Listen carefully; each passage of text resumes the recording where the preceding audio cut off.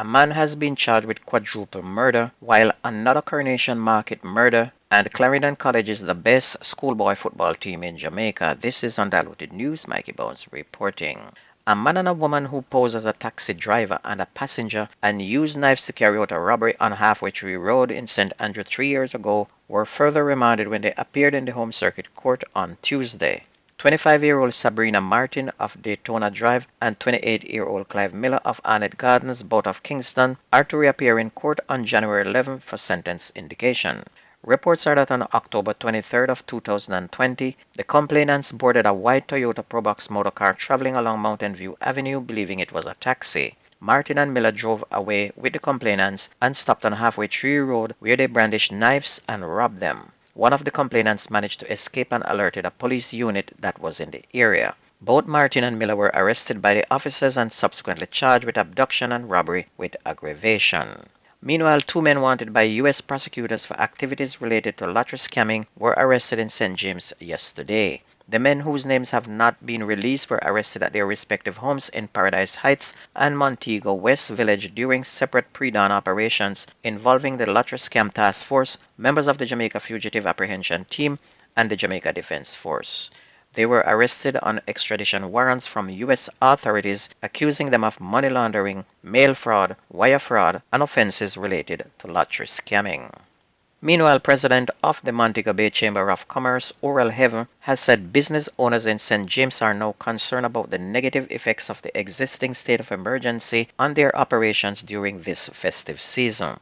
Mr. Heaven added that workers and business owners are in a heightened state of fear as several murders are known to occur during the imposition of the security measures. He said even with the state of emergency, murders are occurring in broad daylight in the city and it is affecting business as the workers are scared. He called for an alternative measure which he believes would be more effective in tackling crime in the second city without affecting retail activity. One way, he said, might be to increase the officers on the ground and increase car patrols.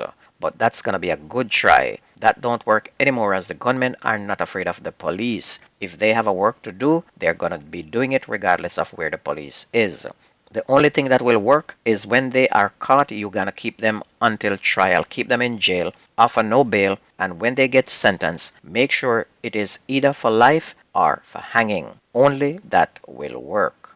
A gunman held up and robbed a justice of the peace of his licensed firearm and 40,000 cash along the Bull Point Main Road in Ocherias in St. Anne on Tuesday. The 74-year-old justice of the peace was robbed while relieving himself along the roadway, according to reports. And information indicating that around 11 a.m., the JP, who is also a businessman, was in the process of relieving himself in bushes near the road when a man called out to him by his name. And it is understood that the man asked him about signing some pictures for him and walked closer to the JP. The man then pulled a firearm and demanded that the JP put up his hands in the air. The gunman then pulled the JP's firearm with 17 rounds from his waistband, searched him and took 40,000 from his pocket. He then escaped in a vehicle waiting nearby. The police have now launched a manhunt for that gunman. A man linked to the October 4 quadruple killing in Summerfield in Chapelton in Clarendon has now been charged. He's 24-year-old Shalom Bent, otherwise called Trey or Badadan. The Summerfield community was jolted by explosions after Mr. Bent allegedly opened fire at a bar in the area, hitting several patrons. Kish Brown, 44, Theo Manning, 29, Varel Manning, 39, and 64-year-old Clifton Campbell died in that attack. Superintendent Carlos Russell, head of the Clarendon Police Division, said that the suspect appeared in court on December 7 and has been remanded until January 11 of next year. And he's suggesting that the capture and charge of Bent should give the victim's family some hope that justice will be served. Meanwhile, a 67-year-old vendor was shot dead in the Coronation Market in downtown Kingston yesterday morning. Alan Brown, otherwise called Marshall, a longtime vendor at the popular market, was fatally shot shortly after 6 o'clock. And it's reported that the police were on mobile patrol in the area when they were alerted by citizens that a man was just shot inside the market. They went to investigate and found Mr. Brown with a bullet wound to the head. The Kingston Western Police are now trying to establish a motive for that attack. And while the cops were processing this scene at the Coronation Market, there was another murder in the Kingston Western Division as well. Anthony Arthur Lee Stockpole was fatally shot about 8 o'clock on Blunt Street. And it's reported that Mr. Stockpole was taking a shower in his backyard when he was attacked by unknown assailants and shot multiple times. He was rushed to Kingston Public Hospital where he was pronounced dead.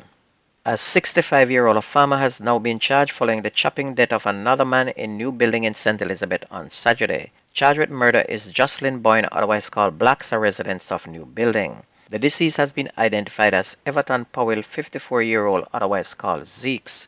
A police report said that on December 9, Powell went to Boyne's home and called him outside. Police said Boyne opened his back door and Powell allegedly used a machete to chop him on his right hand. A fight reportedly ensued during which Boyne chopped Powell several times to the head and upper body. Powell was taken to the Black River Hospital where he was pronounced dead, and the accused was taken into custody and subsequently charged.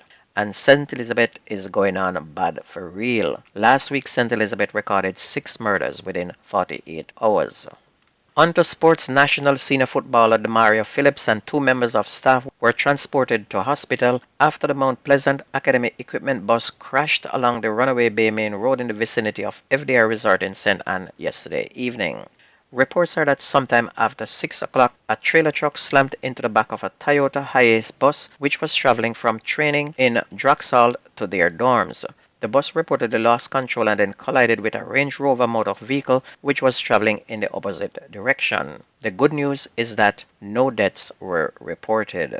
On to schoolboy football. The Costa Cup champions Clarendon College defended their Oliver Shield title in style after blanking Mona High 4-0 at the National Stadium last night. Christopher Hall scored a double for Clarendon College with strikes in the 84th and the 87th minute. Talisman Kaheem Dixon in the 35th and DeAndre Gallimore in the 69th minute were the other scorers for the Lenny Hyde coach team. And with this victory, Clarendon College secured their 7th hole on the Oliver Shield, which is the symbol of school football supremacy on the island. That means the city teams are no match for the country teams.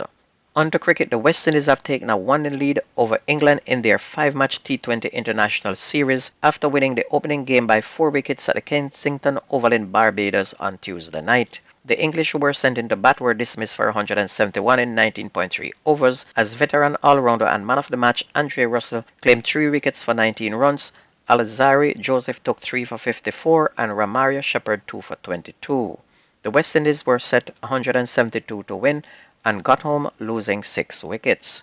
Shai Hope and Kyle Myers got 36 and 35 respectively, while skipper Rovman Powell got 31 runs and Russell 29. They shared an unbroken 7-wicket stand of 49. And Game 2 begins today in Grenada. And don't forget, the best news and sports takes place on this radio station. If you ever miss the news, then please go to YouTube, type in Jamaican Undiluted News, listen, like, share, and subscribe to keep it going. To subscribe, it costs nothing. Just hit that subscribe button. That's news and sports on your favorite radio station. My name is Mikey Bones. I gone.